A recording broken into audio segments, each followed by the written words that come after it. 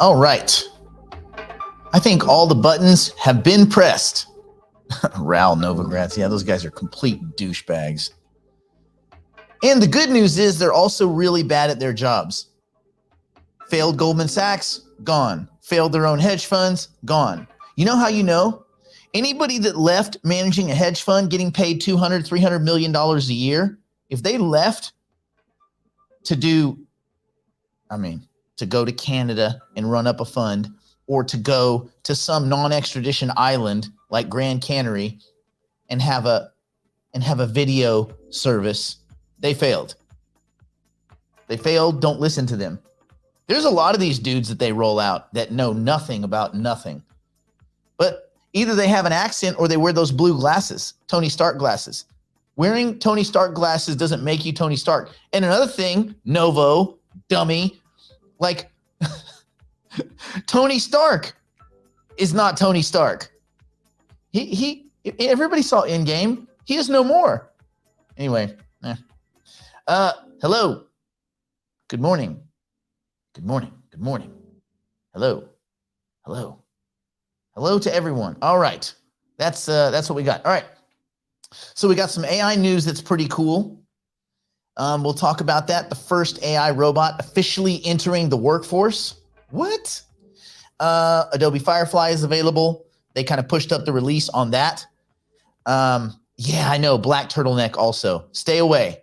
Stay away from black turtleneck. Stay away from Tony Stark glasses. Stay away from funny accents. Oh, I know a lot about investing because I've got this accent. No. You should sell Foster's Australian for beer. Foster's never going to pay us a dime for that. Yeah, most of those guys, oh God, anyway, it's terrible. All right, and then OpenAI released a paper called Governance of Superintelligence. Cool, from the company that's, going to take over the world. I don't mind it. I like Sam Altman. He's actually pretty cool. So quick news, KuCoin is launching their token generation event. So the KYC, know your client, all that kind of stuff for non-US residents already happened, meaning if you didn't get in, you will not get in. However, you can still purchase the tokens on day one, which is June 2nd, which by my watch is like, about a week and 2 days. So 9 days away, 10 days away. So in a week and a half, you will be able to buy Cogito. Or is it Cogito? What do you think? Cogito, ergo sum. It's probably Cogito. Yeah. Anyway, so that's cool. So I have, for the heavyweights, they've already seen this, but I have a little cool kind of intro explainer video that breaks down what is Cogito. For those of you that are like, what? Yeah, mojito. Anyone? So for anyone that's unsure about that, I'll play that first. We'll get that out of the way. Then we'll do our AI news. Then we'll look at markets. I had some good articles I thought about talking about. If we have time, I guess we could do one of those articles. But for un momentito, let us find out what is this.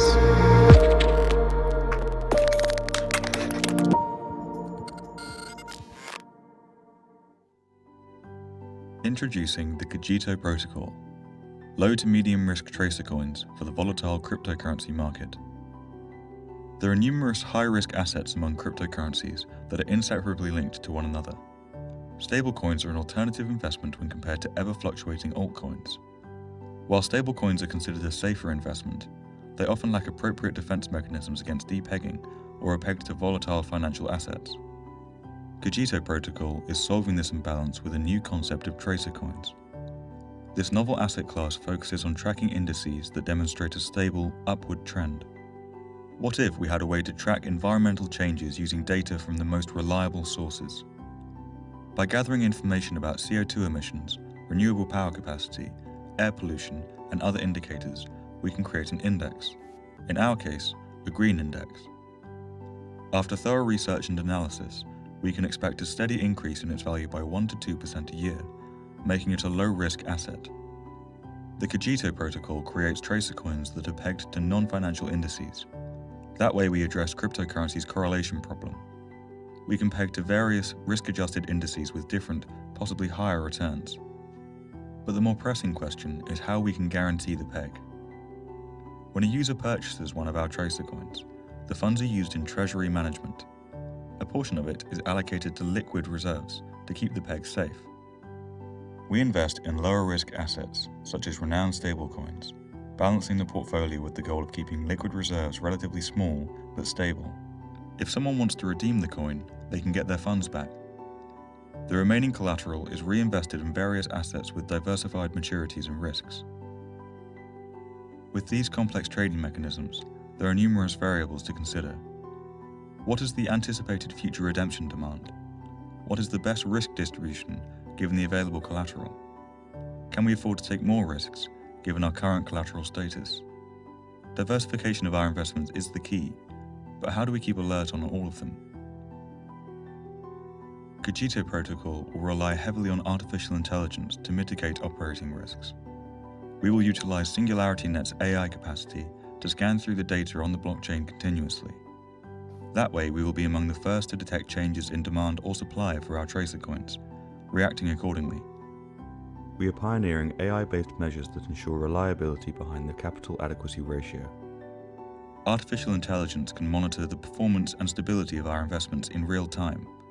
With that, we can observe a large number of market actors, which would be impossible for a human eye to do.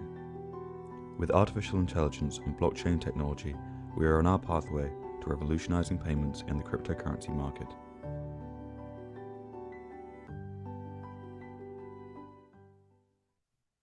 Okay, so that is that. That's cool, I guess. So anybody that wants to get involved in that one, you're going to have to do it on day one. You're going to have to do it in the public market. And I wish you the best of luck. And Grant, let me ask you, are you in the crypto space? Are you in the digital asset space? Or are you a squiggly line trader? You know what? Rhetorical question. Don't answer that. Okay. So here's the deal. How would you behave in day one? No, you're not in both, Grant. You're not in both. If you're a squiggly line trader, then you're not an investor. You're a squiggly line trader. Good luck to you. So where will Cogito be sold? You would probably day one, best bet. You want to have DEX tools open, dextools.io, so you can see what the price is. You want to have MetaMask ready to go, and you want to have some USDT on there, probably, or just straight Ethereum. The problem with having Ethereum is you don't know from day to day what the price is going to be. And then if you want to go, probably MEXC, although I don't like that exchange. I'm not a fan of it. Okay, lots of crypto and work with Tom. Cool, but you're not an investor. You're a trader. This is probably not for you. Okay, so Cogito,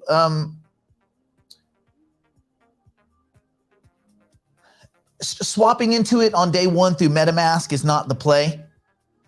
Probably because of slippage. Slippage will be nasty. Slippage is still nasty with hypercycle.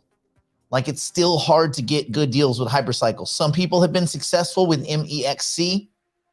Some people have been successful with Uniswap.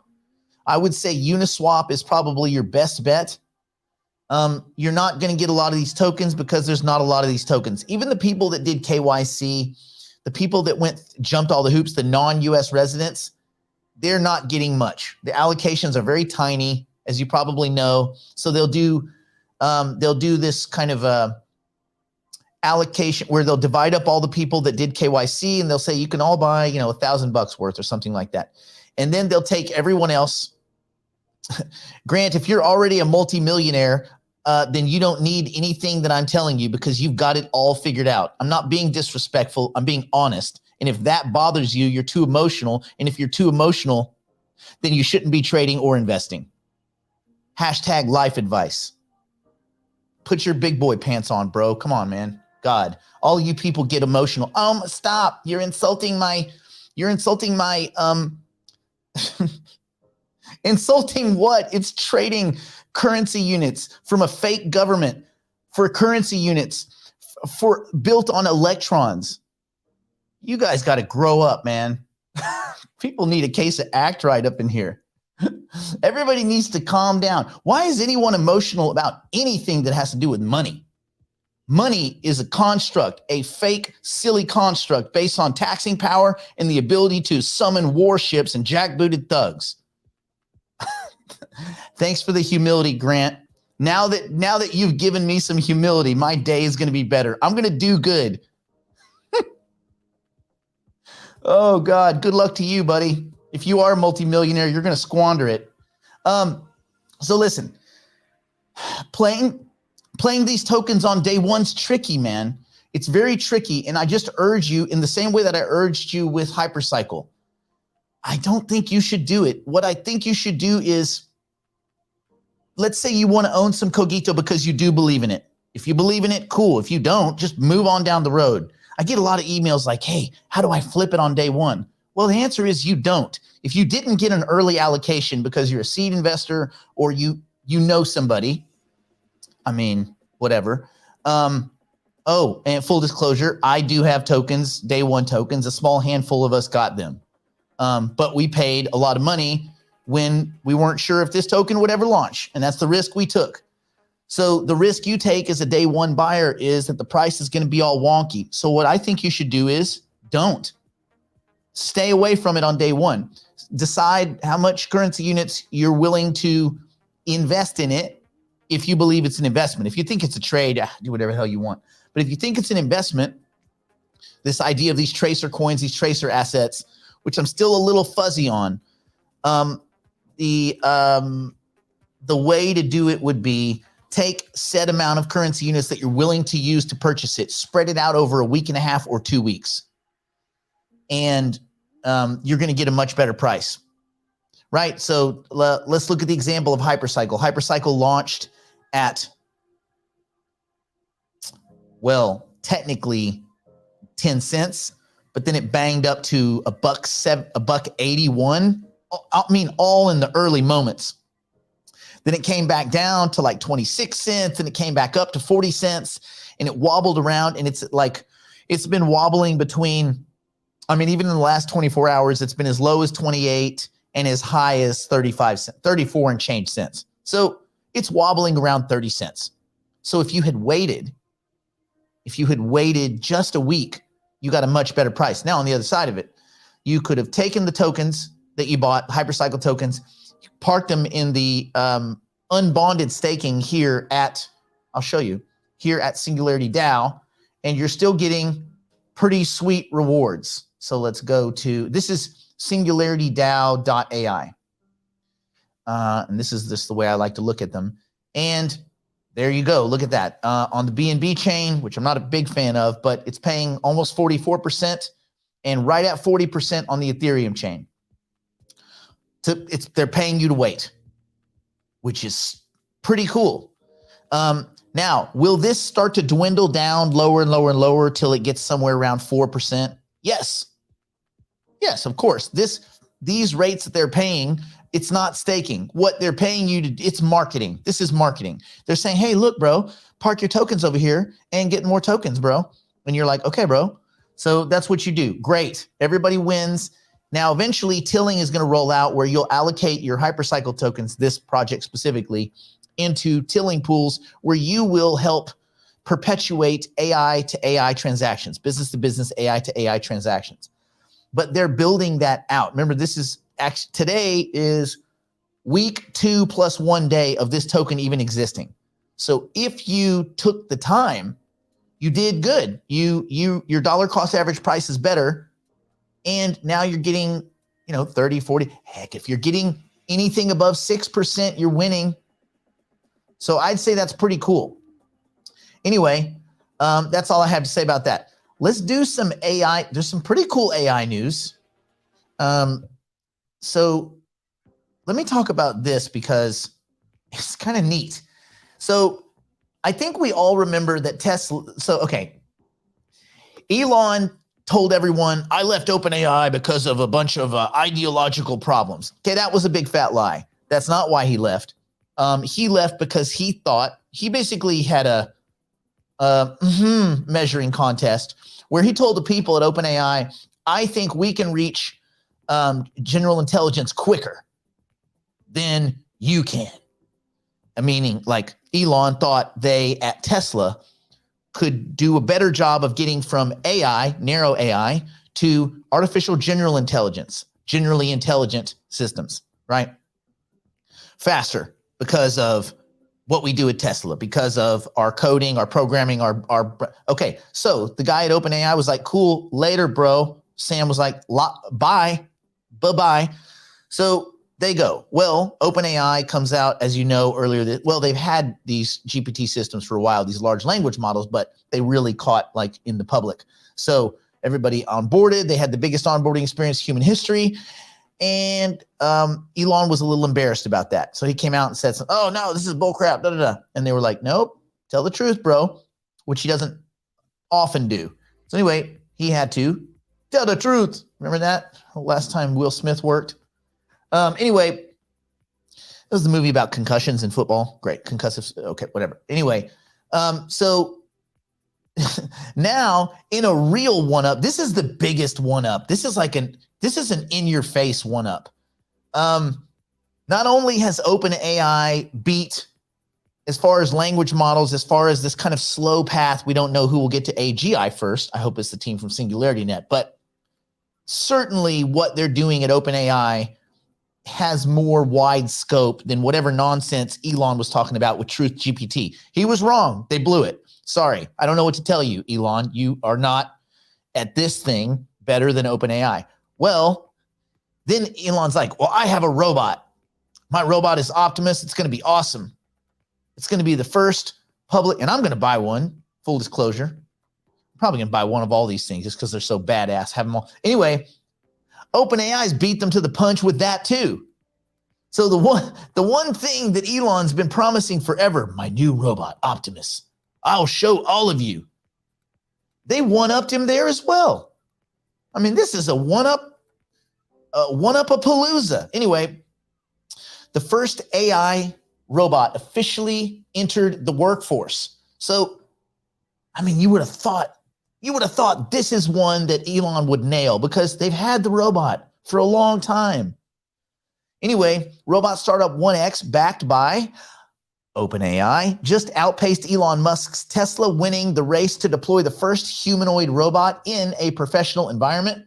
I don't think it's weaponized, but it's pretty badass. So their EVE robot has been integrated as a security guard in an Android manufacturing site. This is like the T1000's working security at the T1000 facility. This is so badass. Anyway, the Eve robot's been integrated as a security guard, and it's kind of taking, surveillance into an entirely new dimension. I know this will be, many of you may have heard this, but I don't know if you've heard how this thing operates. It's super cool. So the robots have these advanced monitoring systems. They've got cameras, alarm sensors. I mean, dude, they can see night vision, thermal. Like, this is like badassery 101, like squared. Anyway, they have motion sensors. They have all this kind of very cool, very bleeding edge kind of technology for sensory, it's like for perception, right? So the coolest part is, if another android misbehaves, Eve can enter its body through virtual reality and take control. So different security levels of these robots can enter other robots and take over. Like, for those of you, anybody here like playing Oculus, you're having a bad game, all of a sudden, Eve can come in and win for you or just take over. Anyway, it's kind of cool. So they can go over and just take over your brain. Their brain, not our brain, not yet. Anyway, so they do this through VR. Anyway, so the agility of the Eve robot is astonishing. It can open doors and windows, seize objects, perform tasks similar to humans. They don't talk about whether it's been weaponized, but I'm sure that there are versions of this. Like, I think we all know that's what's coming, right? How do you think things would have gone down at Urban Outfitters if when the rioters came in, there were just a phalanx of these humanoid robots just waiting to deter. Anyway, so I guess we should prepare for a world where humans and robots work together, robot hand in hand.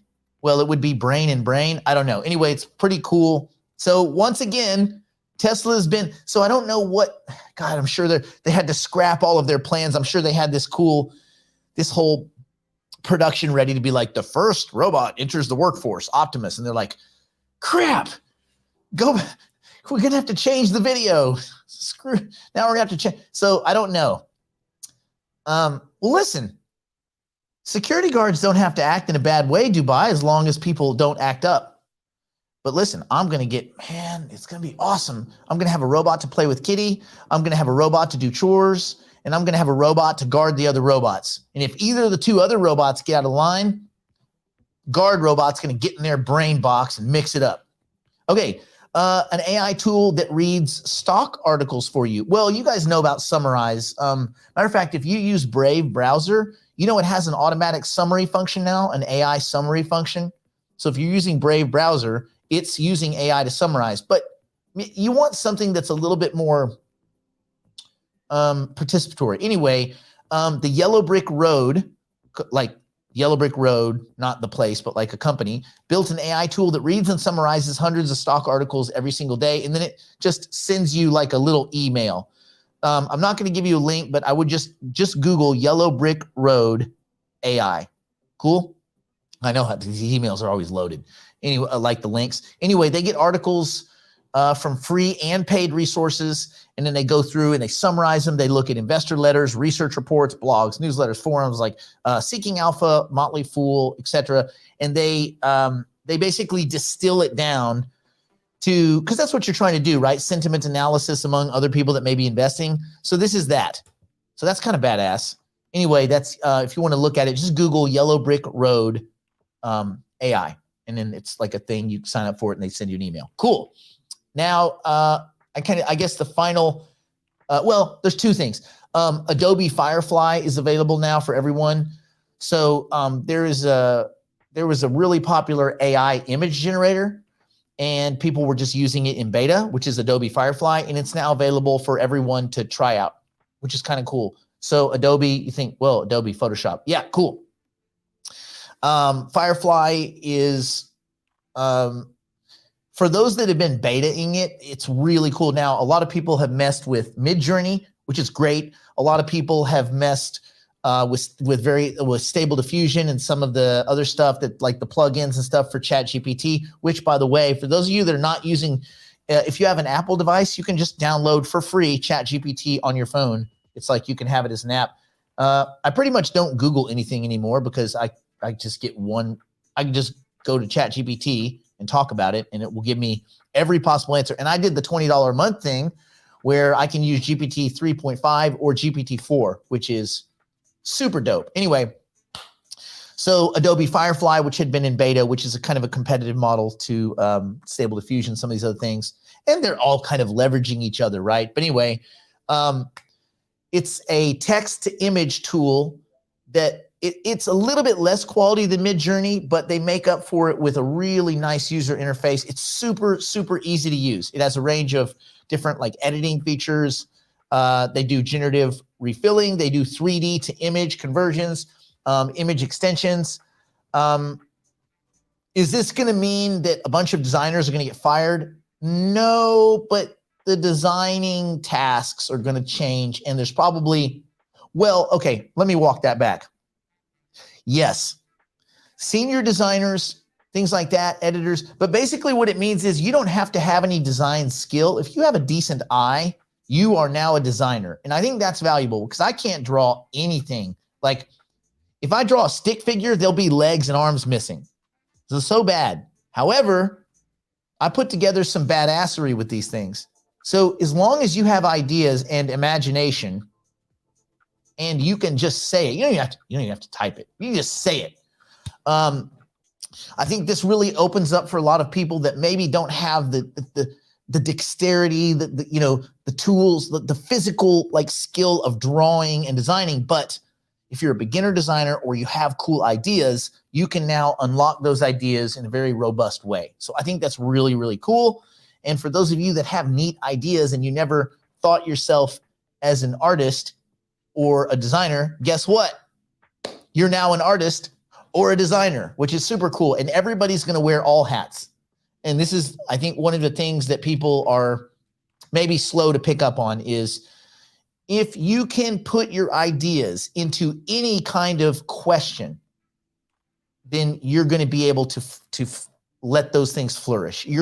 Everybody now is competitive if they can get what's in their brain out into human speech. So the ability to ask precise questions and have a good kind of system, a workflow for yourself of like critical thinking, super, super valuable. And what does that not include? It doesn't include silly emotional outbursts. So stop it. God. All right. OpenAI releases the governance of super intelligence. The what of what? So many L's and consonants. Anyway, OpenAI, which very much in the news. And I like OpenAI. I like True AGI better, which is why we're investing in them. But, real quick, I can't say much, but I can say this. If you want to potentially get a lot closer to True AGI, which is Ben Gortzel and his team's kind of quasi-competitor to OpenAI, but this is a little bit different. I'm not going to go too much into True AGI right here. That's more a digital heavyweights thing. But there's something cooking. Let's just say that. You would have to be a digital heavyweight, period, full stop, period. But anyway, something's cooking. I'll just say that. Okay, so OpenAI just dropped a fascinating new article. It takes a deep dive into the governance of superintelligence, and kind of like what future AI systems might look like and how, even narrow AI that is specific and kind of honed to cool tasks might be better than certain generally intelligent agents. General intelligence, like the ability of intuition. And as I'm sure you all know, right now what we have are these essentially large language models, which is a big bag full of data, sometimes referred to as parameters, a big bag of data and a lookup engine on top of it. And essentially it does next word prediction. It does it really, really well. That's it. There's nobody in the machine. However, having a big bag of data and serving up next word prediction, it does make these systems, they're much more capable than humans. And yes, there's no one in the machine, but it doesn't matter. They're still more capable.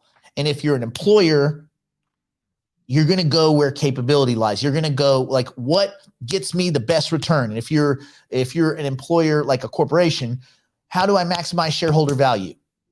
You will obsolete humans in the workforce and replace them for software. Common sense. It's already happening a lot. Anyway, but the key insights in this particular article were that collaborating among top development efforts is crucial. They want a lot of these models kind of working together. They want cross-pollination. They want, at least as long as humans are involved.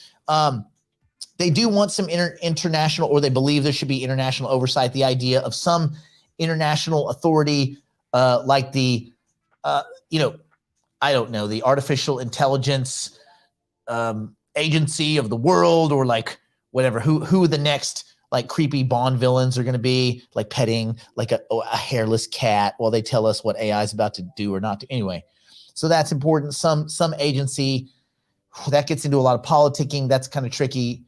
AI is probably all that can manage AI, but we'll see. Building super intelligence is not the end game specifically. They say that we also need the technical capacity to ensure safety.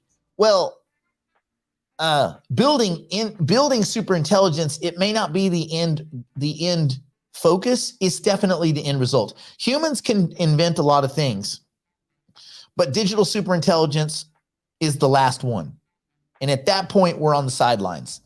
And that's probably months away, maybe not years, maybe years, few. I don't know. Yeesh, we're close. Which is why you want to be, cleverly invested in the AI space, because if you're not, look, if you invest in the AI space and you're wrong, the robots take over and it won't matter. If you're right, at least you live in a cloud city as the robots take over, right? Because it looks a lot better from up top looking down than it does on the ground.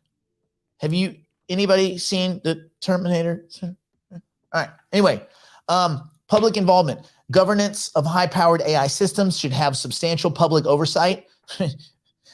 Yeah, except that most people in the public are too scared to even look up. They're all putting their head in the sand and ostriching or lying to themselves, thinking that they can trade against, or that humans are so unique that they'll be able to perform better than these systems that are already better than the best humans. Oh God, it's so silly. Anyway, but yes, public discourse and substantial public oversight. Good luck on that. You guys all know what democracy really is, right? It's two wolves and a lamb voting on dinner.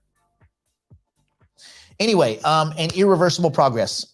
Despite the risks, stopping the creation of superintelligence isn't feasible, it isn't desirable, and it isn't possible. Show of hands, does anyone here think that if we all lock arms and sing Kumbaya and say no more AI development, that, Russia, North Korea, China, you think they're just going to stop? Like, so 16 people in the U.S. and a couple of rich, arrogant D-bags think we should slow down. So we should slow down. Yeah, slow down, everyone. Pfft, come on, bro.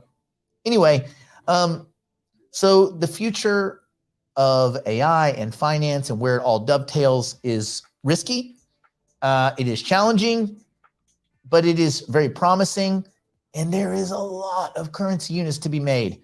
On the other side of it, there are probably very few, if any, currency units to be made after the fact. I mean, do the mental math if you haven't. People start leaving the workforce, and when they go away from the workforce, governments start to stimulate and give currency units to the people that are no longer employed. Why? Because they're no longer employed. Oh, man. And then what happens? Well, ... the mass abundance and benevolence that AI will bring. It's just that middle part right there, that ... that's a little bit tricky.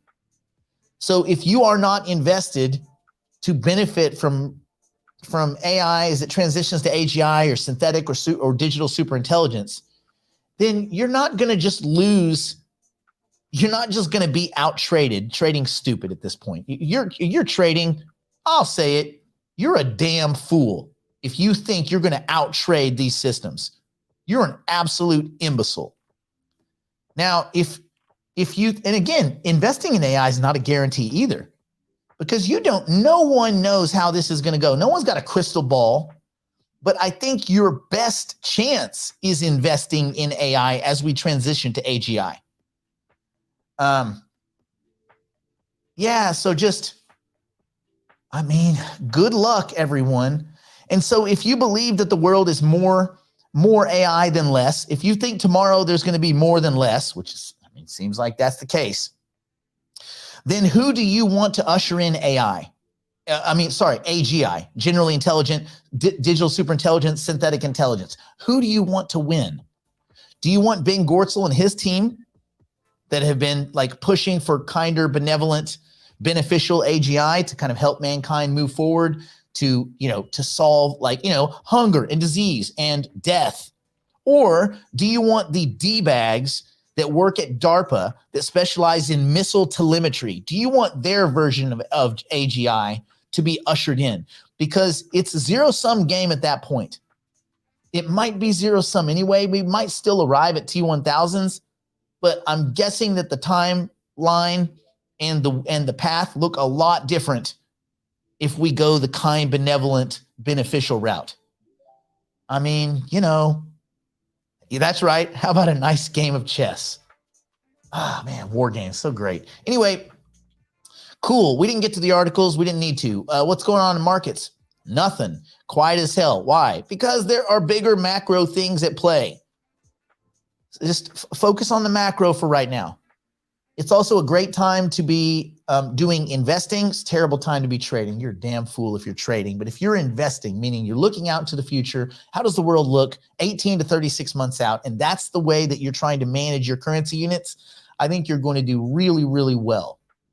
And everything is looking juicy today. We'll see you tomorrow in the digital heavyweights. For those of you that are trading, good luck. I know you'll need it. You'll probably squander it, and it won't help you anyway because luck is not a strategy. If you're investing and you have a longer time horizon and you're actually making some kind of estimation as to the value and the teams, the technology and the timing and the tokenomics of these projects and why these tokens exist, then I think you got a good shot, at least better than the people next to you at the campfire when the bear comes, because, you know, you don't have to outrun the bear. You have to outrun the fat kid. And traders look a lot like fat kids in the world that we live in now. Good luck. I wish I had some kind of cool thing. But anyway, stay in school. Don't do drugs. Don't do anything my poor, insolvent, drunk, strung on meth grandmother would not do, which is very little. She gets down.